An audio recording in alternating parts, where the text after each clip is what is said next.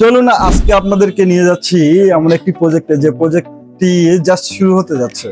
আমরা এই প্রজেক্টে আজকে লেআউট প্ল্যান নিয়ে কাজ করব এবং ব্রিক ওয়ালের কাজ যেহেতু শুরু হবে, আমরা লেআউটটা ফাইনালাইজ করব। তো এটা কি কমার্শিয়াল প্রজেক্ট, মিনস একটা অফিস ইন্টেরিয়র প্রজেক্ট। এই প্রজেক্টের কয়েকটি ধাপে কিন্তু আমরা কাজ করেছি।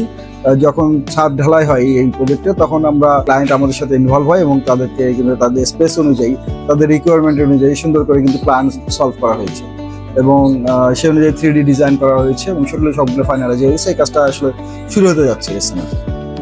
এর মধ্যে আজকে আমরা ইট দিচ্ছে, ইটের ব্রিক ওয়ালগুলোর কাজ করব, তারপরে টয়লেট গুলো অ্যালোকেশন ঠিক করব এবং ওনাদের রুমের যে পার্টিশন গুলো আছে সেই কাজগুলো আজকে করলাম।